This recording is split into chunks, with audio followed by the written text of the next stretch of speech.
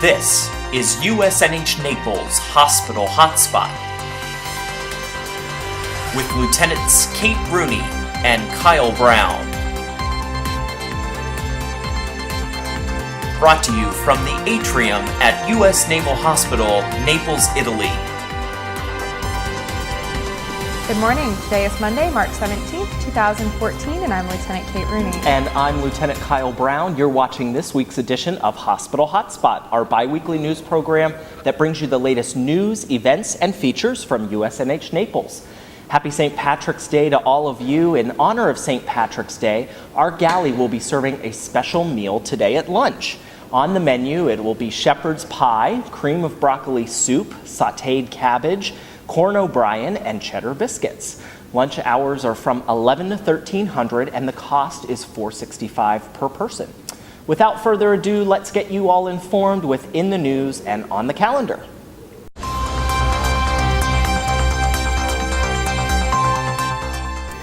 To start this morning's In the News, we'd like to inform you that the remote online veterinary record system is being implemented across all veterinary treatment facilities with the goal of improving record keeping. The new system is scheduled to be implemented here in Naples between March 10th and March 19th. During this time, veterinary services will be reduced. After the system is up and running, families will be able to transfer an electronic veterinary record, eliminating the need for paper charts. Community members are encouraged to seek care at local national vet facilities until the system has been fully implemented. For questions, please contact the vet clinic at 629-7913 or commercially at 081-811-7913. In light of recent world events, the State Department would like to ensure that all DoD affiliates recognize that any individual who has lost or had a stolen passport more than twice in the last 10 years is only eligible to receive a limited one-year passport. Should you be issued a one-year passport, you will need to resolve all discrepancies with the State Department before a new passport can be issued. For more information on that, you can contact the USNH Naples Passport Office at 081-811-6192. Last week, USNH Naples celebrated the 143rd birthday of the Navy's Medical Corps. The Medical Corps has come a long way since its humble beginnings. It's cared for service members through the Spanish-American War, 2 world wars, Korea, Vietnam, conflicts in Iraq and in Afghanistan, all while adding to a legacy of superb care. The personnel that make up today's Corps build on a history of advancing medical research, education, and training. Established March 3, 1871, the Medical Corps is composed of 4,300 active and reserve members with 23 specialties and nearly 200 subspecialties. March here at the hospital is Colorectal Health Month. Are you over the age of 50 and unsure about what colorectal cancer screenings are available to you? To discuss your options, call Central Appointments and schedule a visit with your primary care provider.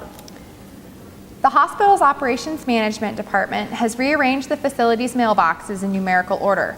For hospital staff, please ensure you look for your new mailbox location starting this morning. Normal post office hours will also resume today.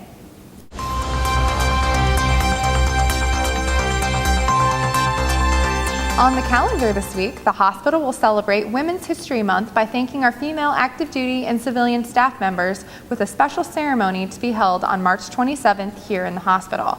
Several staff will be recognized for their contributions to the command.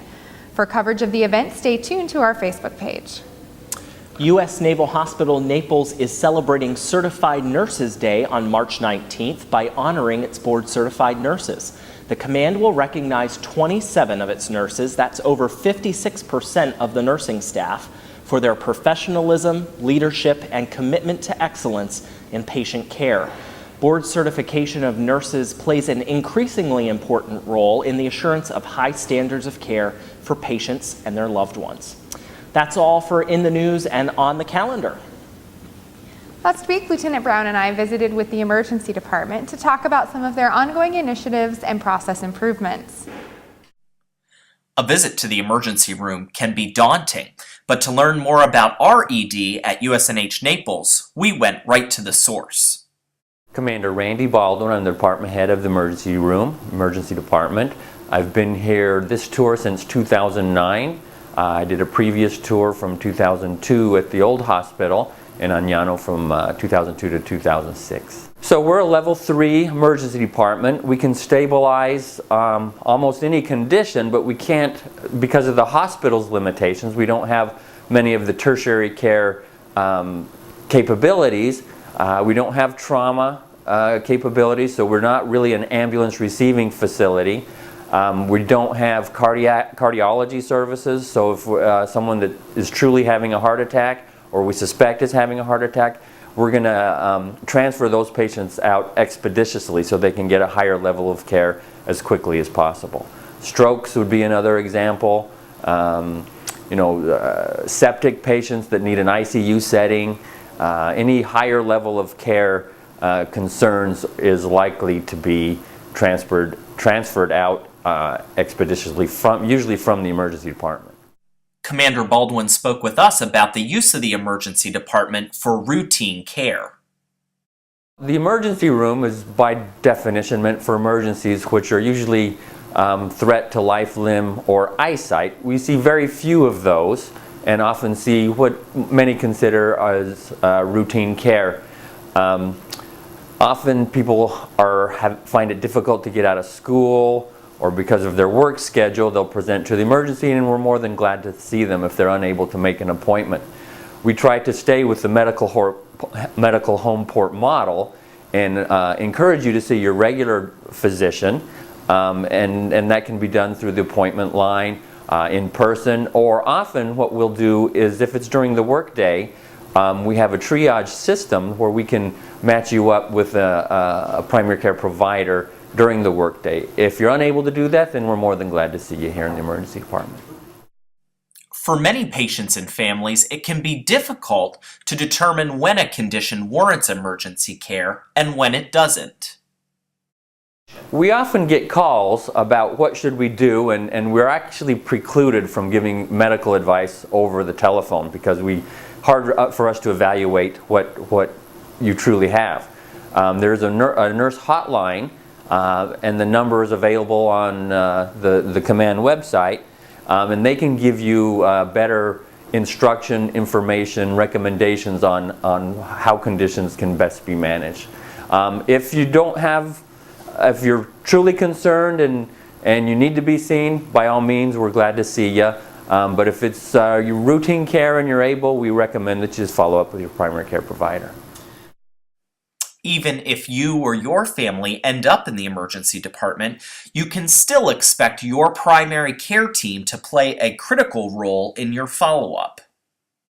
So normally on conditions that we are fairly concerned about that need close follow-up, we'll do a telephone consult with their primary care provider's nurse or appointment making capability, and that message gets sent to them the next working day, and then they will contact the patient and make appropriate follow-up appointment times depending on what the condition was and what our concerns were for the patient.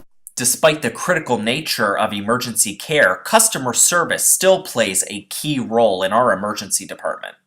We're always working on our customer service. I know there's been a couple issues in the past, and we're take those to heart and always trying to improve on that. And we are grateful for the feedback and always trying to do better. From the emergency department, I'm Lieutenant Kyle Brown. That's all for us today on Hospital Hotspot. Remember, you can always keep up with USNH Naples by following us on Facebook. We'll be back on March 31st with our next edition. Until then, for USNH Naples Public Affairs Office, I'm Lieutenant Kate Rooney. And I'm Lieutenant Kyle Brown, and we'll continue to lead the change to better health.